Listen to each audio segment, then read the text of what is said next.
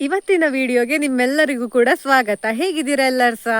ಇವತ್ತಿಲ್ವಾ ನಾನೊಂದು ಒಂಥರ ವಿಶೇಷವಾದಂತಹ ಘಟನೆ ನಡೆದಿದೆ, ಅದನ್ನು ಹಂಚಿಕೊಳ್ಳಿಕ್ಕೋಸ್ಕರ ಸಂಜೆಯಿಂದ ವ್ಲಾಗ್ ಮಾಡ್ತಾ ಇರುವಂಥದ್ದು.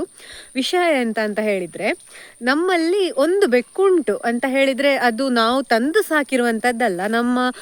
ಅಂದರೆ ನಮ್ಮ ಹಳ್ಳಿಯಲ್ಲಿ ಒಂದು ಪಕ್ಕದ ಮನೆಯಲ್ಲಿ ಒಬ್ಬರು ಬೆಕ್ಕು ತಂದಿದ್ರು. ಅದನ್ನು ಮತ್ತೆ ಸಾಕ್ಲಿಕ್ಕಾಗದೆ ಎಂತ ಗೊತ್ತಿಲ್ಲ, ಅದರ ಪಾಡಿಗೆ ಬಿಟ್ಟಿದ್ರು. ಅಂದರೆ ಊಟ ಎಲ್ಲ ಎಂತ ಹಾಕ್ತಾ ಇರಲಿಲ್ಲ. ಹಾಗೆ ಎಲ್ಲ ಮನೆಗೆ ಹೋಗಿ ಯಾರು ಕೂಡ ಅದನ್ನು ನೋಡಿಕೊಳ್ಳದೆ ಮತ್ತೆ ನಮ್ಮ ಮನೆಗೆ ಬಂದಿದ್ದಾಗ ಅಪ್ಪ ಅದಕ್ಕೆ ಹಾಲು ಅನ್ನ ಎಲ್ಲ ಹಾಕಿ, ಅಂದರೆ ಸುಮ್ಮನೆ ಸಾಕಬೇಕು ಅಂತ ಹೇಳೋ ಉದ್ದೇಶದಿಂದ ಅಲ್ಲ, ಆದರೆ ತಿನ್ಲಿಕ್ಕೆ ಎಂತ ಇಲ್ಲ ಅಂತ ಹೇಳಿ ಒಂದು ಕರುಣೆಯಿಂದ ಅದಕ್ಕೆ ಹಾಲೆಲ್ಲ ಹಾಕ್ತಾ ಇದ್ರು. ಅದಾದ ನಂತರ ಅದು ನಮ್ಮಲ್ಲಿಯೇ ಉಳಿದುಕೊಂಡಿತ್ತು. ಅಂದರೆ ಅಕ್ಕನಿಗೆ ಕೂಡ ಬೆಕ್ಕೆಲ್ಲ ಇಷ್ಟ ಇತ್ತು. ಅವಳು ಇಲ್ಲಿದ್ದ ಅಂದರೆ ಮದುವೆ ಆಗೋದಕ್ಕಿಂತ ಮುಂಚೆಯೇ ಈ ಬೆಕ್ಕು ಇಲ್ಲಿಯೇ ಇತ್ತು. ಆ ಬೆಕ್ಕಿನ ದೌರ್ಭಾಗ್ಯ ಒಂದು ಎಂತ ಅಂತ ಹೇಳಿದ್ರೆ, ಆ ಬೆಕ್ಕು ಮರಿ ಹಾಕ್ತದೆ, ಆದರೆ ಹಾಕುವ ಮರಿಗಳೆಲ್ಲ ಇಲ್ವಾ, ಜಾಸ್ತಿ ಅಂತ ಹೇಳಿದ್ರೆ ಒಂದು 5-6 ತಿಂಗಳಿರ್ತದೆ. ಅದಾದ ನಂತರ ತೀರಿ ಹೋಗ್ತದೆ. ಜಾಸ್ತಿ ಅಂತ ಹೇಳಿದ್ರೆ ಅಷ್ಟಿರ್ತದೆ ಅಂತ.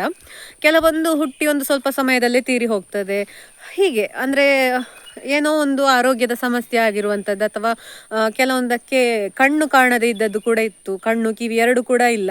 ಅಂದರೆ ನೋಡಲಿಕ್ಕೆ ಸಾಮಾನ್ಯ ಬೆಕ್ಕಿನ ಹಾಗೆ ಉಂಟು, ಒಂಥರ ಹಾಗಿರುವ ಬೆಕ್ಕುಗಳು, ಮತ್ತು ಕೈಕಾಲಲ್ಲಿ ಬಲ ಇಲ್ಲದಿರುವಂತಹ ಬೆಕ್ಕುಗಳು, ನೋಡ್ಲಿಕ್ಕೆಲ್ಲ ಒಂದು ಸ್ವಲ್ಪ ಸಪುರಾಗಿ ಇನ್ನೊಂದು ಸ್ವಲ್ಪ ಸಮಯದಲ್ಲೇ ತೀರಿ ಹೋಗ್ತದಂತ ಹೇಳಿ ಗೊತ್ತಾಗುವ ಹಾಗಿರುವ ಮರಿಗಳನ್ನೇ ಪ್ರತಿ ಸಲ ಕೂಡ ಹಾಕುದದು. ಹಾಗೆ ಈ ಸಲ ಎಂತಾಯ್ತು ಅಂತ ಹೇಳಿದ್ರೆ, ಮತ್ತೆ 2 ಮರಿ ಹಾಕಿದೆ ಆ ಬೆಕ್ಕು. 2 ಮರಿಯಲ್ಲಿ ಒಂದು ತನ್ನ ಹಾಗೆ ವಿಭಿನ್ನ ಬಣ್ಣಗಳ ಮರಿ ಅಂತ ಹೇಳಿದ್ರೆ, ಎಲ್ಲ ಬಣ್ಣ ಮಿಶ್ರಣ ಆಗಿರುವಂತಹ ಮರಿ, ಮತ್ತೊಂದು ಬಿಳಿ ಬಣ್ಣದ ಮರಿ ಹಾಕಿತ್ತು. 2 ಕೂಡ ಅಂದರೆ ತುಂಬ ಏನು ಚಂದ ಅಂತ ಹೇಳುವಾಗಿರಲಿಲ್ಲ, ಸೊಣಕಲಾಗಿತ್ತು. ಆದರೆ ಬಿಳಿ ಮರಿ ಸ್ವಲ್ಪ ಬೆಟರ್ ಇತ್ತು, ಈ ಬಣ್ಣದ ಮರಿಯಿಂದ ಸ್ವಲ್ಪ ಬೆಟರ್ ಇತ್ತು. ಹಾಗೆ ಸುಮಾರು 1 ತಿಂಗಳೆಲ್ಲ ಇದ್ದಿರಬಹುದು. ಅಂದರೆ ಆ ಬೆಕ್ಕುಗಳು ಹೇಗೆ ಅಂತ ಹೇಳಿದರೆ, ಇಲ್ಲಿ ಊಟ ಮಾಡಿ ರಾತ್ರಿ ಮಲಗಲಿಕ್ಕೆ ಹಿಂದೆ ಅಲ್ಲಿ ಒಂದು ಮನೆ ಉಂಟು, ಅಲ್ಲಿಗೆ ಹೋಗ್ತಾ ಇತ್ತು. ಯಾಕಂತ ಹೇಳಿದರೆ ನಮ್ಮ ಮನೆಗೊಂದು ಗಂಡು ಬೆಕ್ಕು ಬರ್ತಾ ಇರ್ತದೆ. ಹಾಗೆ ಭಯಕ್ಕೆ, ಅಂದರೆ ಕೊಲ್ತದಲ್ವ ಬೆಕ್ಕು, ಅದಕ್ಕೋಸ್ಕರ ಭಯಕ್ಕೆ ರಾತ್ರಿ ಯಾವಾಗಲೂ ತಾಯಿ ಆ ಮಕ್ಕಳನ್ನು ಇನ್ನೊಂದು ಮನೆಗೆ ಕರ್ಕೊಂಡು ಹೋಗುದು, ಮತ್ತು ಮರುದಿವಸ ಮತ್ತೆ ಓಡಿಕೊಂಡು ಊಟಕ್ಕೆ ಅಂತ ಬರುದು ಅವೆರಡು. ಹಾಗೆ ನಡೀತಾ ಇತ್ತು. ಒಂದು ದಿವಸ ಎಂತಾಯ್ತು ಅಂತ ಹೇಳಿದರೆ, ಅಚಾನಕ್ಕಾಗಿ ಬಿಳಿ ಮರಿ ಕಾಣೆ ಆಯಿತು, ಎಲ್ಲಿ ಕೂಡ ಇಲ್ಲ. ಅಂದರೆ ನಾವು ಬರ್ಬೋದು, ಇವತ್ತು ಬರ್ಬೋದು, ನಾಳೆ ಬರ್ಬೋದು, ಅಲ್ಲಿ ಆ ಮನೆಗೆ ಹೋಗಿರ್ಬೋದು ಅಂತ ನಾವು ಹಾಗೆ ಅಂದುಕೊಂಡಿದ್ವಿ. ಆದರೆ ಅದಾದ ನಂತರ ಆ ಮರಿ ಬರಲೇ ಇಲ್ಲ. ಹಾಗೆ ಆ ತಾಯಿಯ ಹಾಗಿರುವ ಇನ್ನೊಂದು ಮರಿ ಇತ್ತಲ್ಲ, ಸ್ವಲ್ಪ ಸಮಯದಲ್ಲಿ ಆ ಮರಿ ಕೂಡ ಹಾಗೆ ಕಾಣೆ ಆಯಿತು. ಅಂದರೆ ಹಿಂಡಿ ಎಲ್ಲ ತಿಂತಾ ಇತ್ತು, ಮನೆಯಲ್ಲಿ ದನಕ್ಕೆ ಅಂತ ತೆಕ್ಕೊಂಡು ಬಂದ ಹಿಂಡಿ ಎಲ್ಲ ಇರ್ತದಲ್ಲ, ಅದನ್ನೆಲ್ಲ ತಿಂತಾ ಇತ್ತು. ಒಂಥರ ವಿಶೇಷ ಬೆಕ್ಕು ಅಂತ ನನಗೆ ಹಾಗೆ ಅನ್ನಿಸಿತ್ತು. ಆದರೆ ತುಂಬ ಪಾಪ ಇತ್ತದು. ಹಾಗೆ ಅದು ಸ್ವಲ್ಪ ಸಮಯ ಆಗುವಾಗ ಅದು ಕೂಡ ಕಾಣೆ ಆಯಿತು. ಮತ್ತೆ ನಾವು ಅಂದುಕೊಂಡ್ವಿ ಆ ಮನೆಗೆ ಹೋಗಿರ್ಬೋದು, ಇದು ಕೂಡ ಬರ್ಬೋದು, ಇವತ್ತು ಬರ್ಬೋದು, ನಾಳೆ ಬರ್ಬೋದು ಅಂತ. 2 ದಿವಸ ಆಯಿತು, 3 ದಿವಸ ಆಯಿತು, ಬರುದೇ ಕಾಣುದಿಲ್ಲ. ಮತ್ತೆ ಆಯಿತು, ಹಾಗಾದರೆ ಎಲ್ಲಿಯಾದರೂ ಕಾಣೆ ಆಗಿರ್ಬೋದು, ಊರಲ್ಲೆಲ್ಲ ಹೆಬ್ಬಾವು ಉಂಟು ಅಂತ ವದಂತಿ ಎಲ್ಲ ಹಬ್ಬಿತ್ತು. ಅದಲ್ಲದೆ ಒಂದು ಸ್ವಲ್ಪ ದಿವಸ ಆದಮೇಲೆ ನೇರವಾಗಿ ನೋಡಿದವರು ಫೋಟೋ ಎಲ್ಲ ಕಳಿಸಿದ್ರು. ಹಾಗಾದ ಕಾರಣ ಹೆಬ್ಬಾವು ಹೇಗೂ ಉಂಟು. ಹೋಗುವ ಇದೇ ದಾರಿಯಲ್ಲಿ ಹೋಗ್ತಾ ಇರೋದು, ಇಲ್ಲಿ ಕಾಡು ಇರೋದು, ಇಲ್ಲಿಡಿ ಹೋಗುವ ದಾರಿಯಲ್ಲಿ ಒಂದು ಈ ಸಮಯಕ್ಕೆ, ಸಾಯಂಕಾಲ ಸಮಯಕ್ಕೆ ಹೋಗ್ತಾ ಇದ್ದದ್ದು. ಈ ಸಮಯದಲ್ಲಿ ಹೊಂಚು ಹಾಕಿ ಹೆಬ್ಬಾವು ನುಂಗಿದೆ ಅಂತ ನಾವು ವಿಷಯವನ್ನು ಅಲ್ಲಿಗೆ ಬಿಟ್ಟೆವು.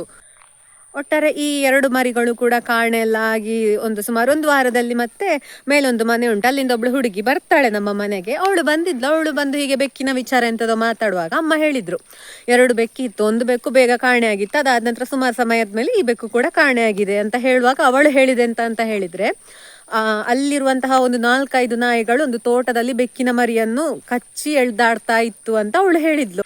ಅಮ್ಮ ಯಾವ ಬಣ್ಣದ ಬೆಕ್ಕು ಅಂತ ಕೇಳಿದಾಗ, ನಮ್ಮ ಮನೆಯಲ್ಲಿ ದೊಡ್ಡ ಬೆಕ್ಕು ಉಂಟಲ್ಲ, ಅದೇ ಬೆಕ್ಕಿನ ಬಣ್ಣವನ್ನು ತೋರಿಸಿ ಈ ಬಣ್ಣದ್ದು ಅಂತ ಹೇಳಿದ್ಲು.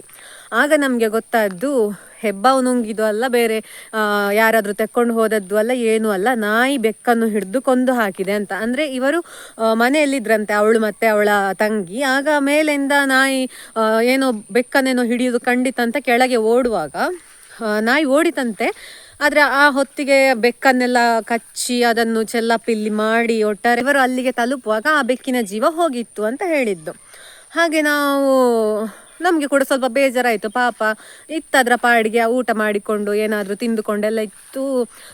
ನಾಯಿ ಹಿಡ್ದದ್ದು ಪುಣ್ಯ ನಮಗೆ ನೋಡಲಿಕ್ಕೆ ಸಿಗಲಿಲ್ಲ, ಇಲ್ಲದಿದ್ದರೆ ಅದು ಮತ್ತೂ ಕೂಡ ಬೇಜಾರಾಗ್ತಿತ್ತು ಅಂತ ನಾವು ಮತ್ತೆ ಸುಮ್ಮನಾದೆವು. ಇದಾಗಿ ತುಂಬ ಸಮಯ ಆಯಿತು, ಸುಮಾರು 2-3 ತಿಂಗಳು ಕಳೀತಾ, ಅಥವಾ ಸುಮಾರು ಜಾಸ್ತಿ ಸಮಯ ಆಯಿತು, ನನಗೆ ಸರಿ ನೆನಪಿಲ್ಲ. ಹಾಗೆ ಇವತ್ತು ಕೆಲಸ ಮಾಡ್ತಾ ಇದ್ದೆ ನಾನು. ಕೆಲಸ ಮಾಡ್ತಾ ಇರುವಾಗ ಮಧ್ಯಾಹ್ನ ಮೇಲೆ ಅಪ್ಪ ಕಾಳು ಮೆಣಸು ಕೊಯ್ಲಿಕ್ಕೆ ಅಂತ ಎಲ್ಲ ತಯಾರಿ ಮಾಡ್ತಾ ಇರುವಾಗ ಮನೆಯ ಸ್ಕೂಟಿಯ ಹತ್ರದಿಂದ ಒಂದು ಬೆಕ್ಕು ಓಡಿತ್ತು.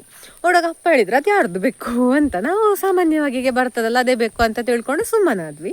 ಮತ್ತೆ ಸ್ವಲ್ಪ ಹೊತ್ತು ಹೋದಾಗ ಅಮ್ಮ ಹೇಳಿದ್ರು ಇದು ಯಾರ್ದು ಬೆಕ್ಕು, ನನ್ನ ಹತ್ರ ಬರ್ತಾ ಉಂಟು, ಇದಕ್ಕೆ ಪರಿಚಯ ಇರುವ ಹಾಗೆ, ಅಂದರೆ ಹೊಸ ಬೆಕ್ಕಿನ ಹಾಗೆ ಮಾಡ್ತಾ ಇಲ್ಲ, ಸುಮ್ಮನೆ ನನ್ನ ಹತ್ರ ಬಂತು ಕರೆದಾಗ ಅಂತ ಹಾಗೆ ಅಂತ ಹೇಳಿದ್ರು. ಹೋಗಿ ನೋಡ್ತೇನೆ, ಸೇಮ್ ಆ ಬಿಳಿ ಬೆಕ್ಕಿತ್ತಲ್ಲ ಅದುವೇ ಬೆಕ್ಕು. ಆ ಉದ್ದ ಉದ್ದ ಕೂದಲಿನ ಹಾಗೆ ಉಂಟು, ಮುಖ ಕೂಡ ಆ ಬೆಕ್ಕಿನ ಹಾಗೆ ಉಂಟು, ಆದರೆ ದೊಡ್ಡಾಗಿದೆ. ಅಂದರೆ ಬಹುಶಃ ಅದೇ ಬೆಕ್ಕಿರಬಹುದು, ಎಲ್ಲಿಯಾದರೂ ಹೋಗಿತ್ತೋ ಏನೋ ಗೊತ್ತಿಲ್ಲ ಆಯಿತಾ.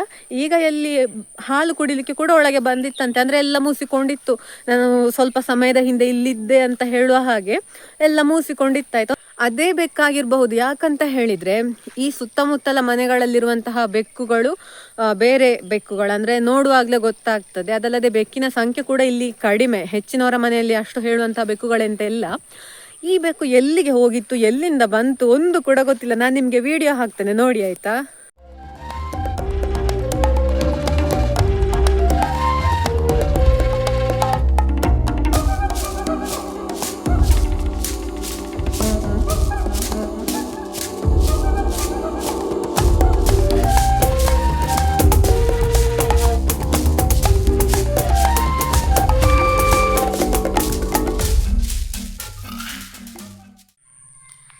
ನೋಡಿದ್ರಿ ಅಲ್ಲ, ಅದೇ ಬೆಕ್ಕು ಸಣ್ಣ ಇರುವಾಗ ಇಲ್ಲಿದ್ದದ್ದು ಅಂತ ನಮಗೆ ಅನ್ನಿಸ್ತಾ ಉಂಟು. ಆದರೆ ಅಷ್ಟು ಬೇಗ ಅದಷ್ಟು ದೊಡ್ಡ ಆಗ್ತದಾ ಅಂತ ಕೂಡ ಸಂಶಯ, ಎಂತ ಗೊತ್ತಿಲ್ಲ. ಆದರೆ ಇಲ್ಲಿ ಬಂದ ನಂತರ ಇಲ್ವಾ, ಅದು ಇಲ್ಲಿಯೇ ಇತ್ತು ಅಂತ ಹೇಳುವಾಗೆಲ್ಲ ಮಾಡ್ತದೆ. ಅಂದರೆ ನಮ್ಮ ಹತ್ರ ಬರಲಿಕ್ಕೆ ಭಯ ಇಲ್ಲ ಅದಕ್ಕೆ.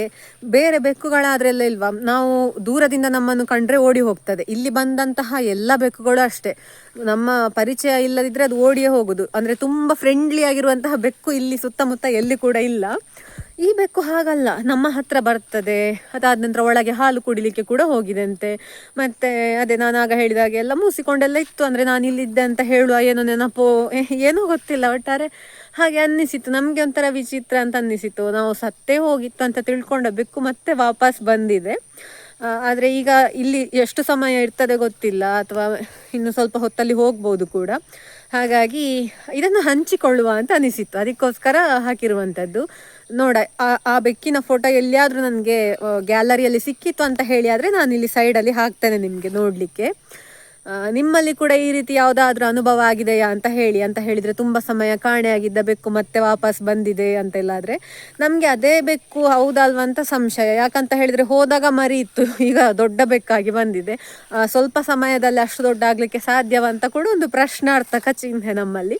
ಅರೆ ನೋಡಲಿಕ್ಕೆ ಎಲ್ಲ ಹಾಗಿರುವ ಕಾರಣ ನಮಗೆ ಅದೇ ಮರಿ ಆಗಿರಬಹುದು ಅಂತ ಒಂದು ಸಂಶಯ.